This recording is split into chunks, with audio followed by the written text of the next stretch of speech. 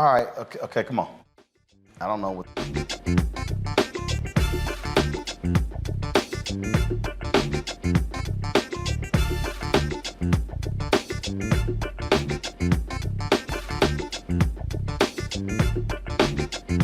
All right, folks, last night we told you about Florida A&M University, some issues that have been taking place with their football team. There were about 26 ineligible players who couldn't play in Saturday's game against the University of North Carolina. Well, the football players released a particular statement laying it out. And so the university then released a statement because the players talked about a fundamental problem they had with being cleared, the process they actually go through to actually to be eligible. And so the players had some damning allegations. The university responded with their own statement. This is what they actually published after the players' letter was released. They said, consistent with FAMU's long-standing commitment to maintaining a culture of compliance and performance with NCAA guidelines, we are justifiably proud of having achieved 13 of our 14 sports programs fully meeting the academic progress rate requirements per the NCAA's November 2021 APR report, in spite of rumors and misinformation to the contrary. Our compliance team, which includes partners from compliance, athletics, academic affairs, and student affairs, has been working diligently with athletics since fall of 2021 to implement plans for the remaining non-compliant program to meet the required APR score and join the others so that 100% compliance is achieved. Okay. All right. After the assessments of spring and summer 2022 academic progress, the compliance team exercised its diligence to complete the certification progress on August 11th before the fall sports season began. There are, as always, tight windows, and beginning on August 13th, waivers began to be submitted to NCAA based on feedback from our coaches. The NCAA subsequently issues its decisions on August 24th, 25th, and 26th, 2022. We are confident that our processes are effective and timely. We will continue to monitor our efforts in this regard and to pursue all avenues to provide an excellent student experience to every athlete. FAMU is committed to upholding high standards and high rigorous adherence to NCAA guidelines. That's interesting because the attorney for their star player, the top player in all of FCS, blasted them today. This tweet went out to the public today that laid out problems. This player, who's a star linebacker, he was suspended for 4 games by the NCAA. 4 games by the NCAA, y'all. And so if we can pull the tweet up, please. 4 games, y'all. Now, according to the lawyer says that he has information that the player was misadvised. This is what it says. Noted attorney Tom Mars tells ESPN he has signed documentation that FAMU star Isaiah Land, the best defensive player in the FCS last year, was advised to take the wrong number of courses this summer. That led to his ineligibility and eventual 4-game NCAA suspension. So here you got FAMU saying, oh no, our system is great and wonderful. We're doing everything good. Well, how in the hell is your star player suspended for 4 games? How? It's your star player. You would think out of all the people you want to have cleared, it's your star player. Now, after last night's report, now the Florida A&M band has been reaching out to me saying they're being treated worse than the football team. But they've said this, they've had problems with members being cleared. I heard from several band members and folks who work with the band who say they have the issue every year. One person said that the upperclassmen have figured the system out, saying they have awful advisors and they are having to teach the freshmen and sophomores what classes to take in order to graduate. Huh? Really? Not only that, here you got the Marching 100, which is like the premier. Let's just be honest.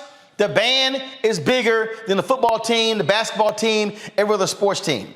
This is what they laid out to me. They said when they went to North Carolina, they took a 13-hour bus ride to North Carolina on Friday. Then they get there, they had 9 a.m. practice on Saturday morning. Then the band went, no, don't show that photo please yet, y'all. That's not the photo I want to see. Hold on, I'm gonna set this whole thing up, okay? Then they had a 9 a.m. practice, okay? Then they had some other events to attend to. Then they go to the game, perform at the game, perform after the game. Then they said, here they are, tired, sweaty, hungry. They don't go back to the hotel, they have to check out. They literally are changing clothes on the bus. No shower, nothing. Men and women having to change in front of each other. And then they said, when it came time to eat, this is what happened. They had ate at a rest stop, boxed lunches, cold food. Now show it, please. That's one of the photos they sent me. Not a hot meal, a cold meal, sitting at a rest stop. Really? Now, according to band members, remember, it was 10 years ago when the drum major, Robert Champion, was killed due to hazing. And a lot of things were put in place. I was told that the band used to spend 2 nights, Friday night, Saturday night, but after that, they put clamps on the band. That was a decade ago. If you're a 21-year-old kid in the band now, you were 11 years old when that happened. And so why are you putting your premier institution, your face of your institution, going through that? How in the world are you not giving them hot meals? How in the world are they having to perform multiple times, to recruit, do all those things, and then got to get back on a bus and travel 13 hours? This is what I was also told about folks there, that for the last couple of years, they've complained, and the president's made clear, y'all keep complaining, then we gonna shut you down. Not only that, I was told that some of the students had housing issues when they got back from North Carolina, that they were locked out of their dorms and they had to sleep in the band room. Apparently, Florida A&M has a housing issue with mold and some other issues. 200 to 300 students have had to live in hotel rooms as a result. I'm trying to understand, really? Is that how you're actually treating the individuals? Now, one of the things that's also interesting here is that I was told that President Robinson would not sit down with members of the band to address this issue or the Board of Trustees. This is one of the quotes. The football team gets treated better than the band. We have to do parades before the game. Sometimes they give us an apple and a sandwich. Everybody knows what is going on. This is crazy. This is another quote. Every year we lose a lot of band members. We've learned to work the system ourselves. Our advisors are incompetent. Our advisors are incompetent. Really? Now, this is what stood out to me. A person tells me, the best meal I've gotten since I've been in the band is a Chick-fil-A meal. That's the best meal that I've gotten. I was told the music building is in complete disrepair and the university has not done anything to fix it, mold issues and others. Folks, seriously, Florida A&M, what in the hell are you doing with your premier face of your institution? And I get resources in that, but ain't no way in hell the band should be eating a box meal. No, you have to figure out how to get it done. Now, 280 members of the band, 20 support staff. When they tell me that you have women who have monthly periods and they don't have any privacy, they can't even deal with their own issues, and they got to figure it out in terms of going to bathrooms and stuff. How in the world are you running a band like this? President Robinson and your administration, and we've invited them on the show, and they politely declined. We also called the Board of Trustees. They declined. We also called Congresswoman Frederica Wilson and Congressman Al Lawson's office as well. But I'm telling you right now, somebody at Florida A&M needs to step the hell up and answer to what is going on. Are you having these fundamental problems with your football team? Are you having the problems with your band? How in the world is the lawyer for this player saying he has documentation? He was simply given the wrong advice. What the hell kind of counselors do you have where you give your star player the wrong advice? How many people do you have handling giving the advice to the players? One? I was told the band has one person who deals with them when it comes to their classes. One person dealing with 300 people on what classes to take? I'm thoroughly confused. Now, I've already got some people hitting me up saying, oh man, you know, ain't our dirty laundry. Guess what? If your shit wasn't dirty, it wouldn't be aired.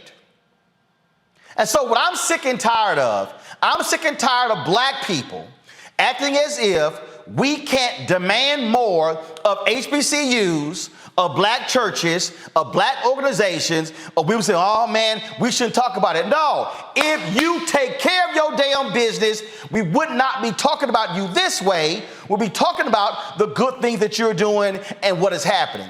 We have got to stop trying to gloss over bullshit by saying, oh, but look at the great things that we do. No, take care of this. There is no way in the world the Marching 100 should be eating box lunches. There's no way in the world you should be in the band and you're performing all damn day on Saturday and you're going here and here and here and go to the game, heavy uniforms, and you can't even take a shower. Who the hell wants to be funky as hell riding a damn bus for 13 hours? Are you serious? No. Florida A&M, you should be in a situation where they leave the band, they leave the game, go back to the hotel, and they're in a situation where they are able to rest, to shower, and to eat hot meals. That's how you take care of the folks who you're sending out raising money all around the country. Praising them in press releases don't mean a damn thing. Praising them on social media on how great of a job they're going to be doing in the game, that means nothing.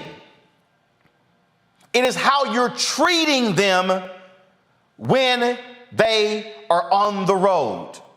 And I understand what took place. It was heinous. We covered it, the death of Robert Champion. But you today cannot be holding that over the head of the band today and not have the right systems in place. And here's what's also shameful with the player who did not get the right advice. Let me explain to y'all what's about to happen, Florida A&M. Ain't no black parent going to allow their star athlete to leave a major program to come to your school if you can't even give them the right guidance on what classes to take. This is a star linebacker who's trying to get to the NFL. Let me explain to y'all how this works. DeMario, he knows this. When you are Florida A&M and you play a major game against North Carolina, the scouts are measuring you based upon the competition at North Carolina. When he can't play in a game against North Carolina, y'all are hurting his future in the NFL. And so by doing this, you are hurting future stars transferring to Florida A&M and Jackson State and Bethune-Cookman and to Alabama State and the TSU and the Prairie View and the Grambling. Y'all, I don't want to hear shit about white folks. These are black administrators who are not doing their job. And this is what happens when you fire the AD who balanced your budget and you still haven't explained why you fired him. But we know where he's at. He's a number 2 at Tulane. Now, ain't that interesting? He's a number 2 at Tulane, but he got fired as AD at Florida A&M. Y'all have heard me say this again, and I'm going to keep saying it. I am sick and tired of black institutions talking about, oh, how we're surviving. We must be having thriving conversations. And see, oh, I heard all that bullshit. You went to the white school. Hey, it ain't my fault I went to Jack Yates High School and Texas Southern University was right across the street and they had a school of communications and I was a #1 student in my high school in school of communications and they never recruited me. Prairie View, 50 miles down the road, never recruited me. So you damn right I followed the money at Texas A&M. But what we need to understand is I need folk to stop sitting here saying, send your kid to HBCU. You got to handle your business if you want our kids to go. And so President Robinson, stop addressing the issue in press releases. Answer the question, is your band being treated this way? Is your band having to ride up on Friday and ride back on Saturday? In a 24-hour period or 36-hour period, they're spending 26 hours on a bus? Are they eating cold food? They can't take a shower? Is that literally how you are treating the Marching 100? Somebody needs to answer this. Somebody needs to confront, and don't say, oh, I'm putting it to the top of my agenda, this is going to be a part of our weekly report. No, leadership says we're getting this fixed in the next 72 hours. Because I'm telling you right now, y'all, I can guarantee you future stars will give second thoughts to coming to Florida A&M. Because if they say, y'all ain't taking care of the players now, why in the hell am I going to go? Why am I going to show up on the campus? This is what happens when you don't take care of your business and it goes public. And trust me, I know some of y'all gonna be sitting here, hitting me up. Oh man, you had to go that hard. I can tell y'all right now, I was in the band in high school. I can't stand cold ass food today. You think I'm gonna sit here and march my ass around all damn day at multiple events, then play and march in the game, and all you got for me is a box lunch after the game? You done lost your damn mind. That's not how you are to treat your student body. Florida A&M, President Thompson, do better. Bring my panel in right now. DeMar, I want to start with you. You played at Oklahoma. I'm not even going to remotely compare Power 5, HBCUs. We know the money is totally different, but I'm sorry. Florida A&M, you can do better than a damn box lunch for your band. DeMario? Things work with a band deal. There you go. You hear me? There you go. All right, deal. I don't know how it works with a band. This is what I would say, because I don't know much about this outside of what you've stated. I think it's a problem just generally for HBCUs to, and Deion Sanders talked about this, when you take a team, you have to be on a bus for 13 hours somewhere. I don't think you should take those type of trips in 2022. In 1975 or 1955, maybe. But in today's world, you should be playing in places that are either you can afford to fly there, or you play in a vicinity where it could be no more than an 8-hour bus driving, because that is taxing on anybody. I don't care who you are. And if it's facts that they had to spend 13 hours in a van, not get a shower, not have hot food, that is pretty egregious and atrocious, and something that should be rectified very, very quickly. Again, I don't know those facts, if that's 100% accurate, but if it is, that is something that needs to be rectified completely. I talked to multiple sources that are with the Florida A&M band who told me direct. They took a 13-hour bus ride from Tallahassee to Chapel Hill on Friday, got there, had a 9 a.m. practice on Saturday morning with the UNC band, then had a couple of performances for the band, then went to the game, and then when the game was over, they had to then board the buses undressed on the bus out of their band uniforms into their other clothes, and then they took a 13-hour ride back home. So what I was going to say, with all of those facts, I think Florida A&M, not only are they going to be reeling from what you stated tonight, but they may have some legal issues. So, I like to talk about the legal issues. I mean, you may have some Title IX issues because you having these females have to be dressed in front of males and vice versa.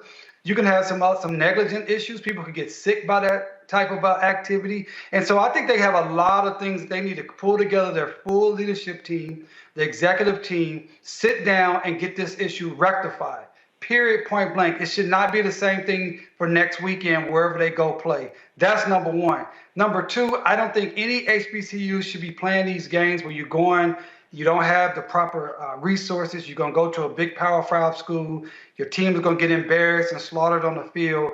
And then your support staff have to be on the buses for 12, 14, 16 hours. That sounds like a bad high school scenario back when I played, and I graduated high school in 1994. So I hope this gets rectified both from a political standpoint, a practical standpoint, and from a legal standpoint.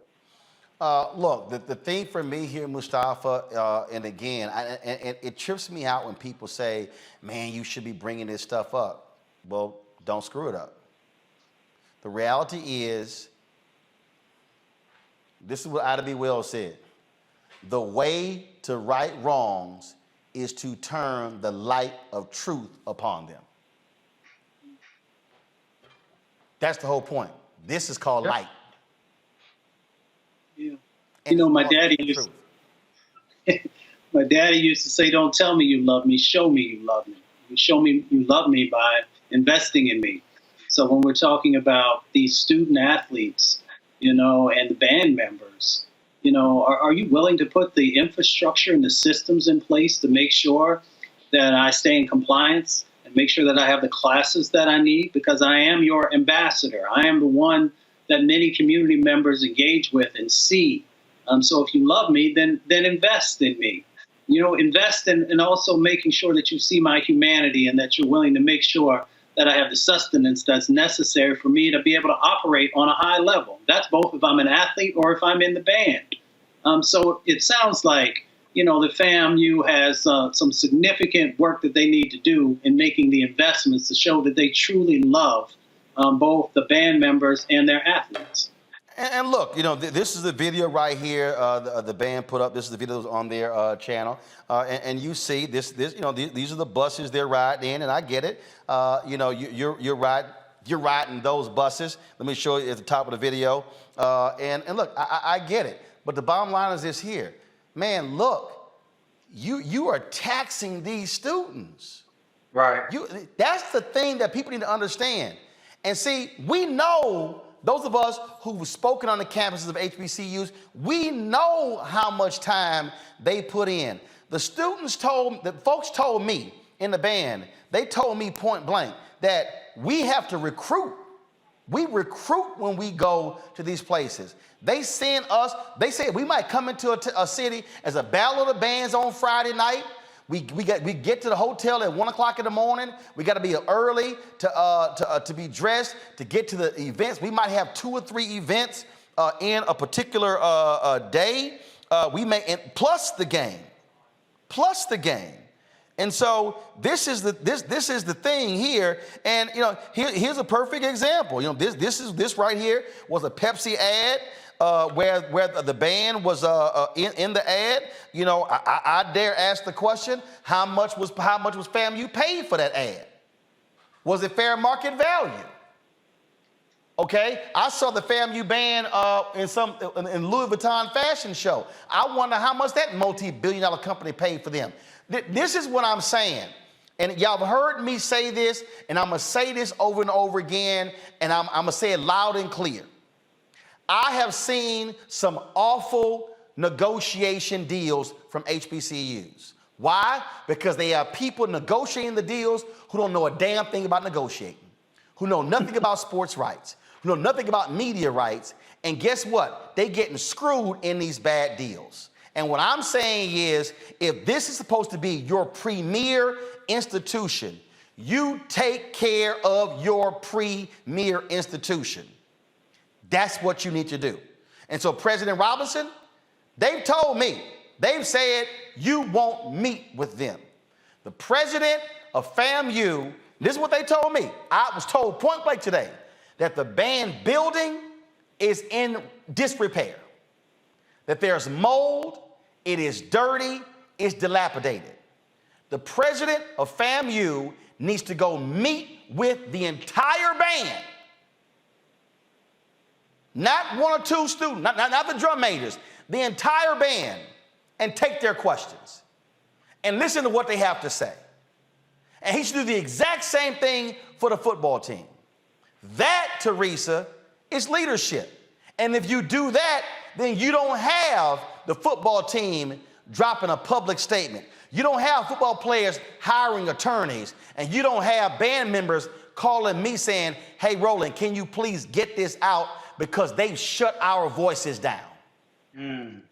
You're absolutely right. I mean, you can only get leadership when you see it. And so half the battle is, the president did not, and his staff did not communicate effectively with their students. The students are part of the backbone of, some of these programs. They're the backbone of some of this funding.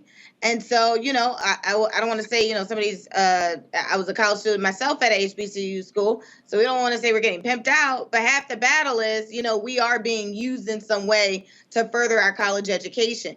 But that doesn't mean that we should have to go through some of the nuances. It's 2022, where they're not getting some of the basics. They're not feeling like they're wanted. Half the battle is these students are going to class full time. Some of them actually have jobs and they're on the field still promoting excellence.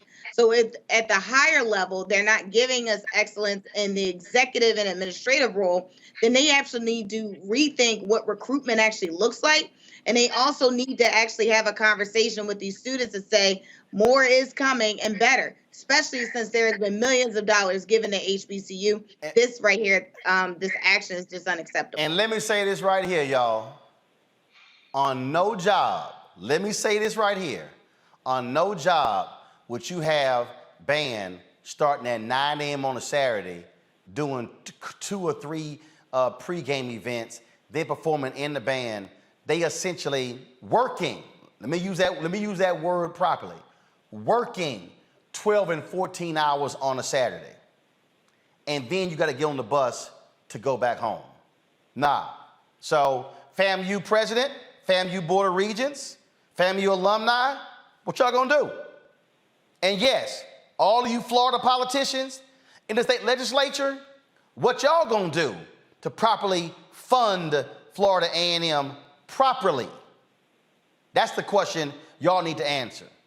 And let me be clear, I am not scared to do another segment. I'll do a Florida A&M segment every day until we get answers. That's a promise.